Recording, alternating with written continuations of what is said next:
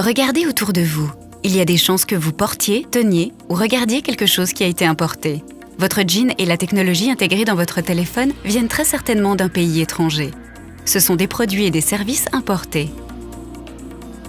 Le commerce fait partie de notre vie. C'est ce qui fait tourner le monde.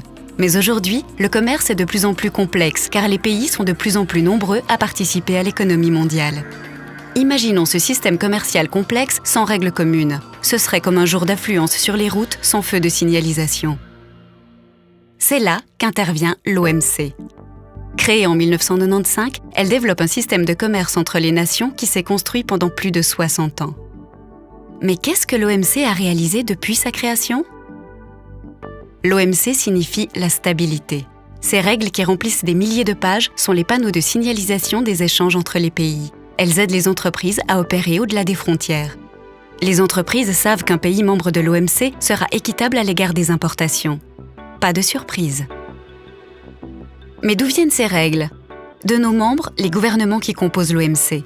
Ensemble, ils négocient de nouvelles règles commerciales et un nouvel espace pour les produits et les services importés.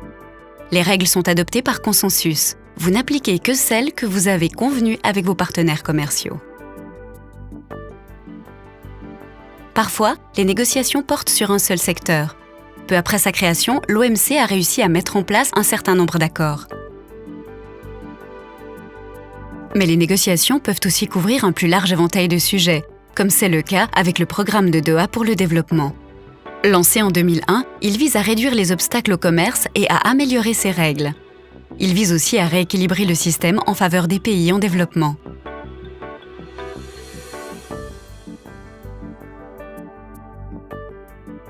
Pour arriver à un accord ayant des incidences aussi vastes, il faut du temps.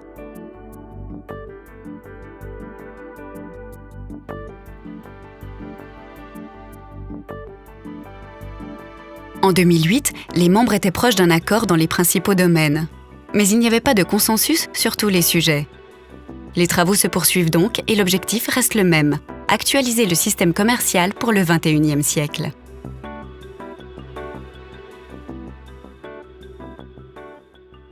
C'est bien d'avoir des règles, mais si on ne les respecte pas, elles ne servent à rien.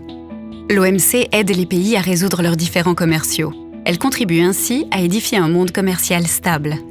Lorsqu'un pays pense qu'un partenaire commercial enfreint une règle, il peut déposer une plainte auprès de l'instance de règlement des différends. Cette innovation de l'OMC s'est révélée très efficace. La première étape consiste à engager des discussions. Environ la moitié des affaires sont réglées à l'amiable. Mais que se passe-t-il si aucune solution n'est trouvée ? Les pays peuvent demander à un groupe spécial d'examiner leurs différends et faire appel s'ils ne sont toujours pas satisfaits. Toujours pas de solution ? Les pays peuvent demander l'application de sanctions contre ceux qui ne respectent pas les règles. Stabilité, des règles élaborées par tous et appliquées par tous. De plus en plus de pays prennent part aux négociations ou aux différends, car ils sont de plus en plus nombreux à participer à l'économie mondiale. À l'OMC, le maître mot est la participation. Et comme les décisions sont prises par consensus, les nouveaux venus dans le jeu commercial trouvent rapidement leur place au sein de l'organisation. Aujourd'hui, plus des 2/3 des membres de l'OMC sont des pays en développement. Et leur nombre augmente. Au cours des 15 premières années d'existence de l'OMC, 25 pays ou territoires sont devenus membres et actuellement, une trentaine d'autres se préparent à le devenir. Dès le premier jour, ils ont les mêmes droits. Une voix dans le consensus, une place à la table et un système commercial stable. Cela ne suffit pas à garantir les avantages du commerce. Une voiture toute neuve ne vous emmènera nulle part si vous ne savez pas conduire ou si vous n'avez pas de carburant. Pour les pays en développement, les problèmes peuvent être liés à la qualité insuffisante des routes et des ports, aux normes strictes imposées sur les marchés des pays riches et même à une mauvaise préparation aux négociations. C'est pourquoi l'OMC supervise l'initiative Aide pour le commerce. Il s'agit de mobiliser de l'aide de différentes sources en faveur de l'économie pour améliorer les infrastructures. L'OMC coordonne et suit cette activité avec d'autres acteurs internationaux. Participation. Plus de membres, plus de voix vers une OMC globale et plus équilibrée. Avec un nombre croissant de participants, la transparence devient indispensable. À l'OMC, cela commence par les pays. Chaque membre informe ses partenaires commerciaux de toute modification de sa politique commerciale qui peut les affecter.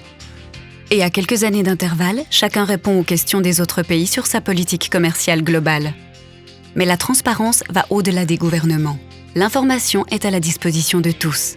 Entreprises, société civile, grand public, tous les acteurs du commerce, y compris vous. La transparence est essentielle en période de crise. Lorsque la récession a frappé, l'OMC a examiné attentivement son impact sur le commerce. Grâce à des informations de qualité fournies en temps utile, les gouvernements ont pu contenir le protectionnisme. Transparence, un échange d'informations libre et ouvert pour un commerce plus équilibré. Certains détracteurs du commerce et de la mondialisation ont cherché à rendre le fonctionnement de l'OMC plus accessible. L'OMC s'est donc ouverte. Être ouvert signifie encourager le débat, écouter, communiquer. Son forum public annuel est une occasion de débattre avec la société civile. Ainsi, depuis 2001, elle invite à la fois ses opposants et ses défenseurs à organiser des discussions publiques sur le commerce. L'ouverture caractérise aussi sa vie quotidienne. L'OMC invite le public à assister aux audiences sur les différends si les pays concernés le souhaitent. Être plus ouvert, c'est aussi tenir compte du contexte. En coopérant avec d'autres institutions, elle comprend mieux l'influence et les effets bénéfiques du commerce dans d'autres domaines. L'environnement, par exemple, fait désormais partie des négociations. Et l'OMC étudie activement l'interaction entre le commerce et le changement climatique. Être ouvert, c'est aussi ouvrir ses portes. Une fois par an, l'OMC invite le public à visiter le lieu où les gouvernements négocient, règlent les différends et échangent des informations. Ouverture. Relier l'OMC au monde extérieur. Négociation, règlement des différends, échange d'informations, ouverture. Qui penserait qu'un jean exige autant de travail ? Le monde est maintenant plus connecté, les choses changent plus vite.